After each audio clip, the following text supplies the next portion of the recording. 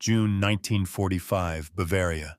5,000 Russian prisoners waited inside American-controlled compounds for trains that would carry them east.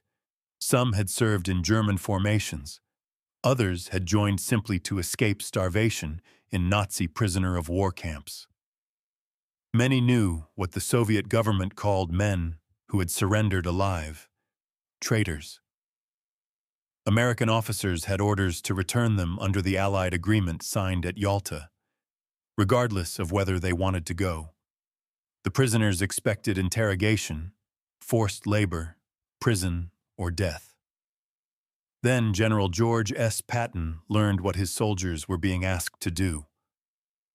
Before we get into what happened next, subscribe for more untold stories from World War II. The men were not one simple group. Some were committed anti-communists who had willingly fought Stalin while wearing German uniforms.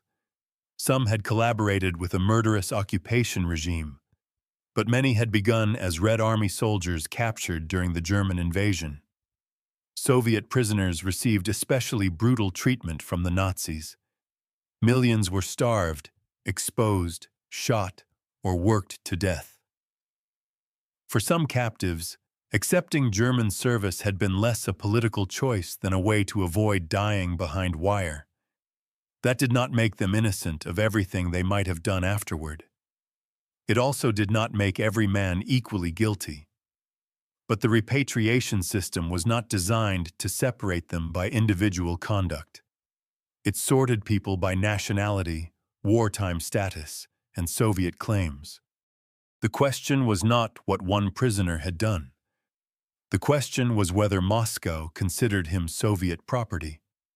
At Yalta, the United States and Britain had agreed to return Soviet citizens found in their zones. The Western Allies wanted their own prisoners liberated from camps overrun by the Red Army. Tens of thousands of British and American servicemen were still scattered across territories controlled by Soviet forces. Officials feared that refusing Stalin's demands might delay those soldiers' return. The excuse was reciprocity. Send their people back. Get ours home. On paper, it sounded like an exchange between Allied governments. At ground level, it meant American military police standing before terrified men who clung to fences, hid their identities, injured themselves, or threatened suicide rather than enter Soviet custody. U.S. records from another repatriation dispute at Fort Dix confirmed that prisoners resisted because they feared returning to the Soviet Union. 3 men hanged themselves during the confrontation. American guards were placed in an impossible position. They had spent years telling themselves they were fighting tyranny. Now they were expected to drag unwilling prisoners into trucks because a diplomatic agreement classified those human beings as belonging to another power. Some prisoners had worn enemy uniforms. The Americans had captured them as enemy soldiers.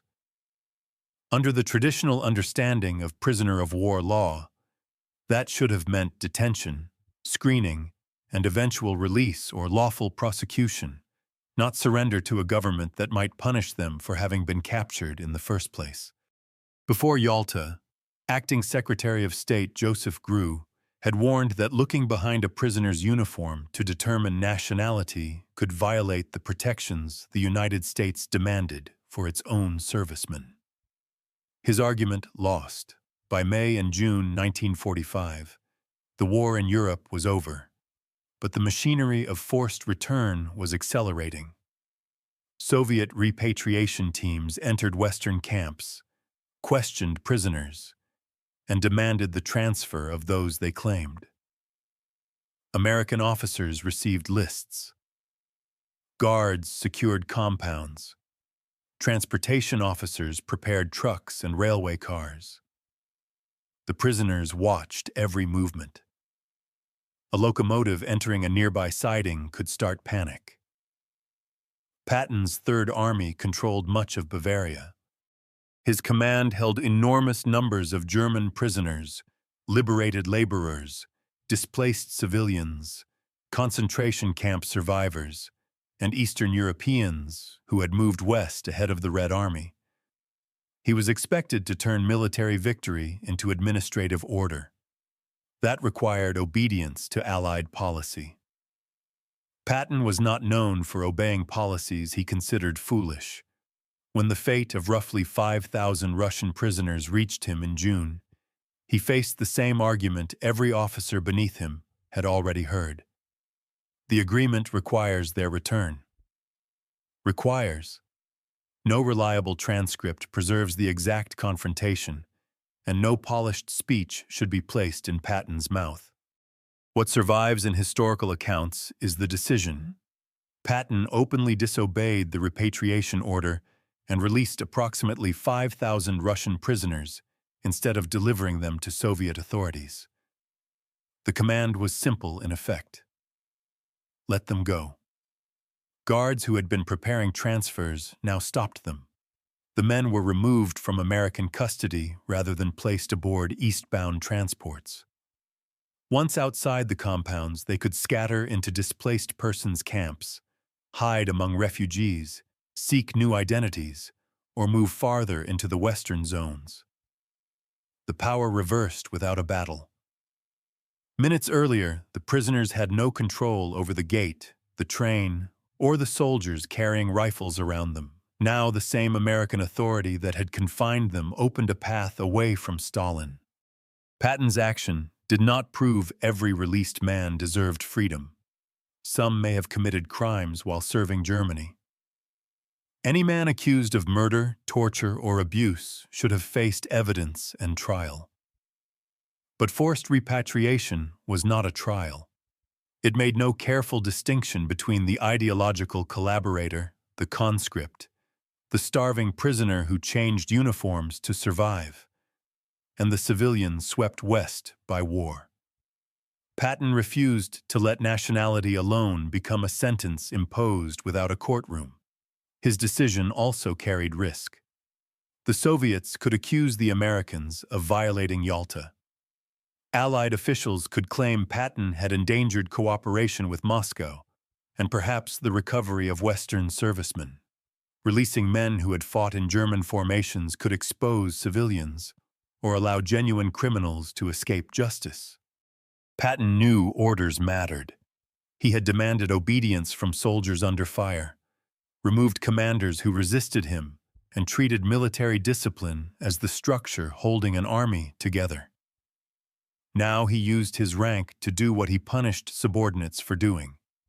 He placed personal judgment above command policy. That contradiction cannot be ignored. A sympathetic officer might call it conscience. A staff lawyer might call it insubordination. A Soviet representative would have called it protection of traitors. For the men who walked through the gates, it was survival. The wider repatriation program did not end. Other Soviet citizens and former collaborators were transferred east by American and British forces. Some were deceived about their destination. Others were beaten, forced onto trucks, or packed into railway cars. Later operations continued after Patton no longer commanded the Third Army, and the name Operation Keelhaul became associated with the final phases of the policy. The fate of those returned varied. Some were executed. Some received prison or labor camp sentences. Others were screened, released, or eventually benefited from later amnesties. The Soviet system did not treat every returnee identically, but the fear inside the camps was not invented. Soviet military doctrine and post-war practice gave former prisoners powerful reasons to believe that captivity itself could be used as evidence of betrayal. Patton's release saved only one group. It did not overturn Yalta. It did not prevent future forced transfers.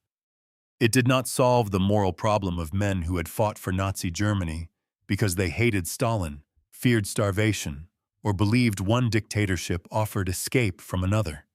But for 5,000 prisoners, one general interrupted a policy that had reduced individuals to a diplomatic category.